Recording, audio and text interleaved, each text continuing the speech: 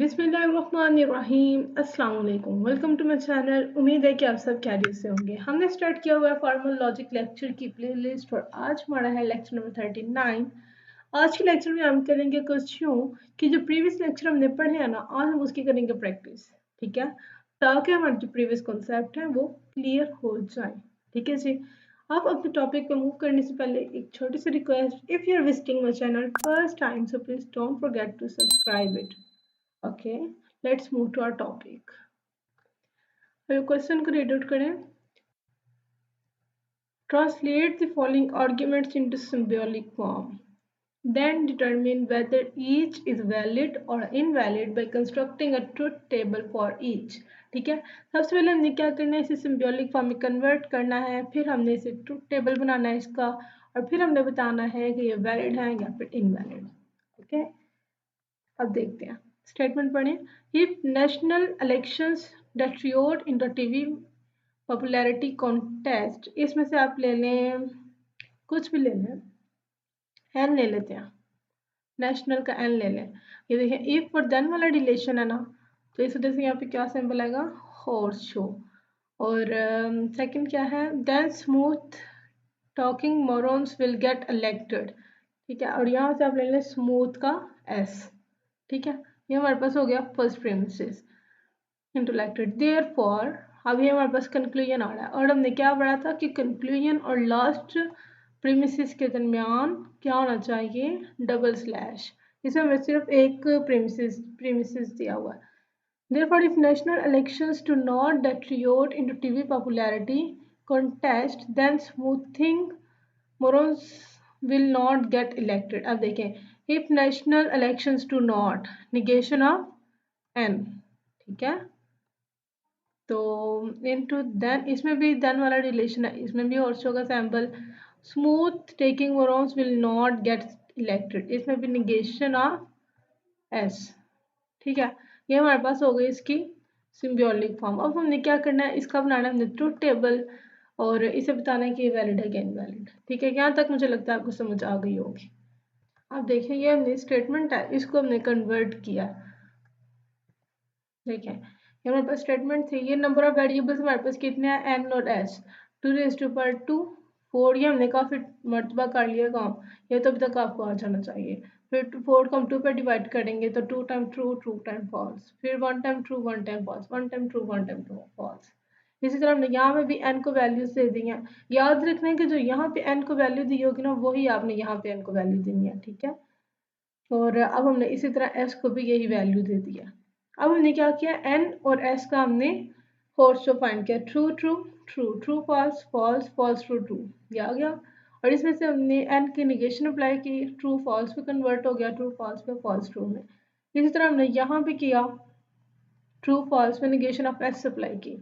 अब हमने क्या करना है कि जो फर्स्ट वाला निगेशन ऑफ n और निगेशन ऑफ s, इन दोनों के ऊपर क्या चेक करना है, हॉर्स शो का सैम्बल, false false true, false true false, true false false. ठीक है, अब हमने क्या करना है कि जो मेन ऑपरेटर के नीचे आंसर होगा ना, उसे हमने कर देना आउटलाइन। अब इसका आंसर, इस स्टेटमेंट का आंसर हमारे पास क्या आया था, ये, और इस स्टेटमेंट का आंसर हमारे पास आया था ये। तो अब हम क्या करेंगे, इसको चेक करेंगे कि हमारे पास क्या, हमने चेक करना है कि प्रीमिसेस दोनों हमारे पास ट्रू हो और कंक्लूजन हमारे पास फॉल्स ना हो, और अगर ऐसा होता है तो फिर इसका मतलब वो इनवैलिड है। अब देखेंगे, premises true, conclusion true, okay, premises false है, इसे तो छोड़ दें, प्रीमिसेस ट्रू, कंक्लूजन फॉल्स, यहाँ पे एरर अकर हो गया।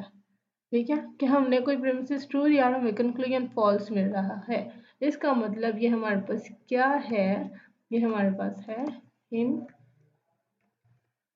हमारे पास इनवैलिड है। ठीक है, होप सो आपको समझ आ गई होगी। ठीक है जी, अभी क्वेश्चन नंबर 4 को रीड आउट करें।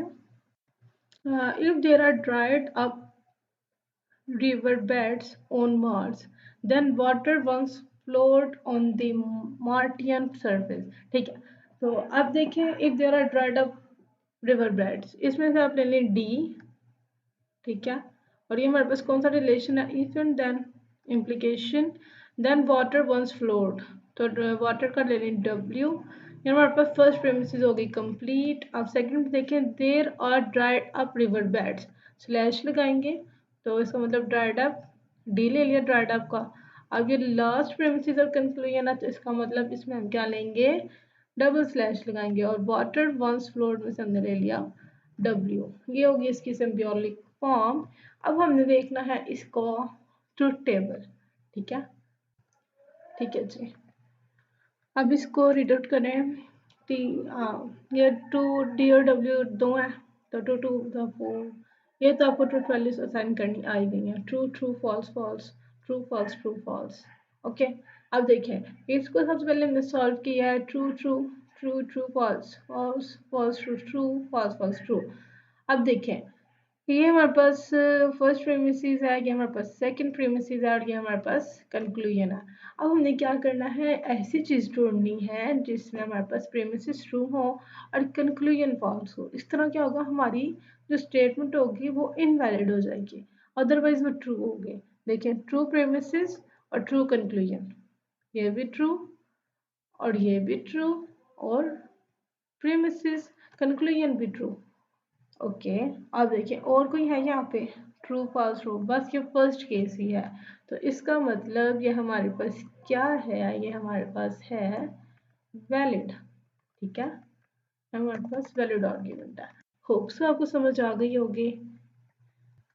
अब क्वेश्चन नंबर 2 की तरफ मूव कर रहे हैं। वो क्या कह रहे हैं, determine whether the following symbolized arguments are valid और invalid by constructing a truth table for each. Okay, अब हमने क्या करना है, ये हमें सिंबॉलिक फॉर्म में गिवन किया हुआ है। अब हमने इसको ट्रूथ टेबल बना के बस इसकी चेकिंग करनी है कि वैलिड है कि इनवैलिड। ठीक है, हाँ ये क्वेश्चन नंबर 2 में से हम कर लेते हैं क्वेश्चन नंबर 4। ठीक है, इसे करते हैं। अब देखें हमने यहाँ पे क्या किया हमने कुछ नहीं है। सबसे पहले हमने क्या किया, ये हमारे पास फर्स्ट प्रेमिसेस है ना, इसे हमने यहाँ पे लिख दिया। तो फर्स्ट प्रेमिसेस और सेकंड प्रेमिसेस के दरमियान आ गया स्लैश, ये सेकंड प्रेमिसेस है, ये यहाँ पे आ गई, और सेकंड लास्ट प्रेमिसेस और कंक्लूजन के दरमियान होता है डबल स्लैश, ये हमने इस फॉर्म में लिख दी। अब इसके अंदर नंबर ऑफ वेरिएबल्स काउंट करनी है, कितने हैं, G और M, 2 है, 2 रेज टू पावर 2, तो आ जाएगा हमारे पास 4, 4 को करेंगे 2 पे डिवाइड, तो 2 आ जाएगा। तो इस तरह हमने इसको वैल्यू दी, true time true, two time false. इसी तरह M को हमने दिए 1 time true, 1 time false, 1 time true, 1 time false. अब हमने क्या करना है, यहाँ पे आपने याद रखना है कि जो यहाँ पे G को वैल्यू देनी है ट्रू ट्रू फॉल्स फॉल्स, वही आपने यहाँ पे true true false false value देनी है, और जो M को यहाँ पे वैल्यू देंगे वही यहाँ पे देंगे। देखें true false true false. Okay, ठीक है, हमने यहाँ पे भी इसी तरह कर लिया। अब हमने क्या किया कि इन दोनों को हमने डॉट ऑपरेटर फाइंड किया। डॉट ऑपरेटर क्या होता है कि दोनों हमारे पास ट्रू होने चाहिए, ट्रू ट्रू ट्रू, ये फॉल्स ये फॉल्स। हमने इसके ऊपर निगेशन अप्लाई की, ट्रू हो जाएगा फॉल्स में कन्वर्ट, फॉल्स हो जाएगा ट्रू में कन्वर्ट। ये आ गया हमारे पास इस स्टेटमेंट का आंस। इस आंस को हमने कर दिया आउटलाइन। ओके, अब इसी तरह हमने जी है, तो जी की निगेशन अप्लाई की, तो ट्रू जो वो फॉल्स में, फॉल्स ट्रू में कन्वर्ट हो गया। अब हमने जो निगेशन के बाद आंसर आएगा इसको, और जो एम होगा इनको, इसके ऊपर हमने और ऑपरेटर अप्लाई करना है। तो और ऑपरेटर में क्या होता है, एटलीस्ट 1 ट्रू होना चाहिए, true false true, false false false, true true true, false true true.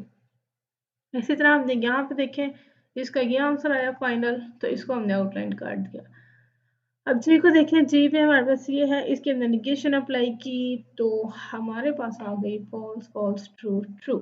अब हमने क्या करना है, हमने करना कुछ यूं है कि हमने ट्रू प्रीमिसेस और 1 कंक्लूजन ढूंढना है, जहाँ पे 2 प्रीमिसेस ट्रू हो और कंक्लूजन फॉल्स हो। अगर तो ऐसा मिल जाता है तो इसका मतलब हमारे पास स्टेटमेंट क्या है, इनवैलिड, और अगर नहीं मिलता तो इसका मतलब हमारी स्टेटमेंट है वैलिड।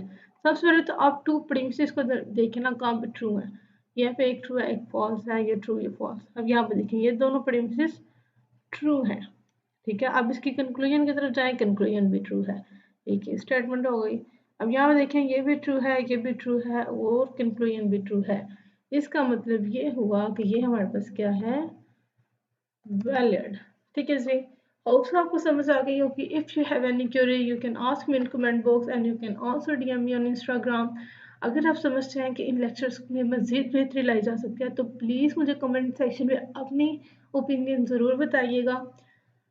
और आपसे ये रिक्वेस्ट है कि इस लेक्चर्स को आगे शेयर करें, सब्सक्राइब करें और कमेंट करें ताकि मुझे पता चले कि मैं कैसा पढ़ा रही हूँ और इसमें मज़ीद बेहतरी लाई जा सकती है या नहीं।